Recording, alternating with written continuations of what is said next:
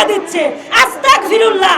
বাচ্চার পেটে বাচ্চা, 11 বছরের একটা মেয়ে বাচ্চা, তার পেটে আরো বাচ্চা। একজন মুফতি একটা বাচ্চার পেটে বাচ্চা দিয়েছে। এটা কোন দেশ ভাই? এই মাদ্রাসা, এই মসজিদের বিরুদ্ধে কঠোর আইন জারি করেন। আপনারা হাতে নাতে ধরেন। কাদের বিরুদ্ধে দাঁড়াইছি? টুপিওয়ালা, দাড়িওয়ালা, পাঞ্জাবিওয়ালাদের বিরুদ্ধে। আয় হায়, এটা বাংলাদেশ, এটা মুসলমানের দেশ, এটা মুসলমানের কাজ। টুপিওয়ালাদের বিরুদ্ধে কথা বলতে হবে, হাফেজদের বিরুদ্ধে কথা বলতে হবে। তা আবার শিশু বাচ্চাদেরকে নির্যাতন করতেছে, বলাৎকার করতেছে। শুধু বাচ্চাদেরকেই তারা বলাৎকার করে না, তারা কোরআনকে বলাৎকার করে। কিভাবে? যখন বাচ্চাটা কোরআন মুখস্থ করে ফেলছে, কোরআনে হাফেজ হয়ে গেছে, তখন তো ওই বাচ্চার ভিতরে কোরআনটা চলে গেছে, ওই বাচ্চাকে তারা বলাৎকার করে। তার মানে কোরআনকে বলাৎকার করে। এগুলা চোখে পড়ে না, এগুলা সমাজের মানুষের চোখে পড়ে না। বাউল শিল্পীরা কিছু করলেই, একটা কিছু বললেই তাদের মাথায় নষ্ট হয়ে যায়, তারা চলে আসে মাজার ভাঙতে। কেন ভাই? মাজারের লোকেরা কি এতই দুর্বল? না, দুর্বল না। আমরা যদিও দুর্বল হই, এত দুর্বল না। তোমাদের মতো এত নিচু কাজ আমরা করতে পারি না।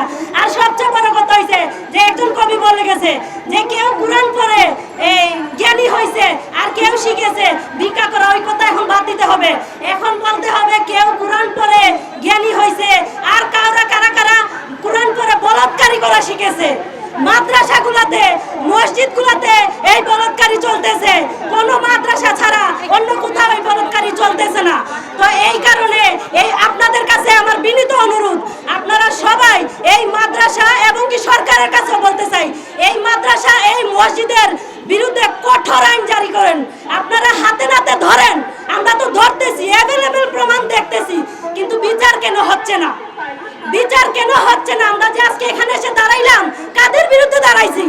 টুপিওয়ালা, দাড়িওয়ালা, পাঞ্জাবিওয়ালাদের বিরুদ্ধে। আয় হায়, এটা বাংলাদেশ, এটা মুসলমানের দেশ, এটা মুসলমানের কাজ। টুপিওয়ালাদের বিরুদ্ধে কথা বলতে হবে, হাফেজদের বিরুদ্ধে কথা বলতে হবে। তা আবার শিশু বাচ্চাদেরকে নির্যাতন করতেছে, বলাৎকার করতেছে। বাচ্চার পেটে বাচ্চা দিয়ে দিচ্ছে। আস্তাগফিরুল্লাহ। বাচ্চার পেটে বাচ্চা, 11 বছরের একটা মেয়ে বাচ্চা, তার পেটে আরো বাচ্চা। একজন মুফতি একটা বাচ্চার পেটে বাচ্চা দিয়েছে। এটা কোন দেশ ভাই? এটা কই না। আমি কোন রাজনীতিবাদ কথা বলতেছি না, কারো সাপোর্টে কথা বলতেছি না। তারেক রহমান, আপনারও মা আছে, বোন আছে, আপনারও বাচ্চা আছে। আপনি একটু দর্শকের ফাঁসি চাই, আপনি একটু আমাদের দিকে তাকান। এই যাদের বাচ্চা দর্শক হচ্ছে, আমি আরেকটা কথা বলতে চাই, খুব কেয়ারফুল হন যারা বাচ্চাদেরকে মাদ্রাসায়, মসজিদে পাঠাচ্ছেন। বাবা মা খুব কেয়ারফুল হন যারা বাচ্চাদেরকে মসজিদে, মাদ্রাসায় পাঠাচ্ছেন। আপনাদের বাচ্চারা যে দর্শিত হচ্ছে, অনেক বাবা মা আপনারা জানেন না। আমার বাড়ির পাশে এরকম ঘটনা ঘটেছে। একটা বাচ্চা, নিরাপদ না বাচ্চা, একটা বাচ্চা তার মাকে বলে না ভয়ে, তার বাবাকে বলে না ভয়ে, প্রতিনিয়ত হুজুররা তাদেরকে অত্যাচার করে যাচ্ছে, প্রোডাকশন দিয়ে দিয়ে বাচ্চা জন্ম দিয়ে দিচ্ছে পেটের মধ্যে। কখন যে শুনবো ছেলে বাবুর পেটে বাচ্চা, এই আশাই বাকি রয়েছে, এটাই বাকি রয়েছে, এছাড়া আর কোনো কিছু বাকি না। এখন ছেলে বাবুর পেটে বাচ্চা আসার আগে এই কাজগুলো আপনারা খুব দ্রুত, যেই মাজারে, যেই মাদ্রাসায়, যেই মসজিদে, এগুলো হচ্ছে এই যে কিছুদিন আগে দেখছেন মসজিদের মধ্যে হিল্লা বিয়া করে না, নারী নিয়ে সহবাস দেখছেন না, সবাই দেখছেন, কিন্তু এগুলোর প্রতিবাদ হচ্ছে না কেন? সরকার কোথায়? আইন কোথায়? কেন এগুলোর প্রতিবাদ হচ্ছে না?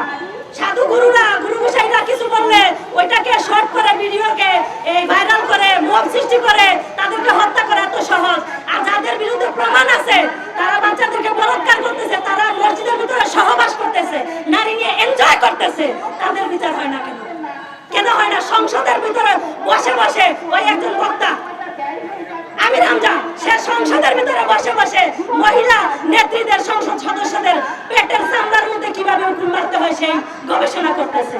কেন ভাই? 3 মাসের মধ্যে এই দর্শকের বিচার চাই, বিচার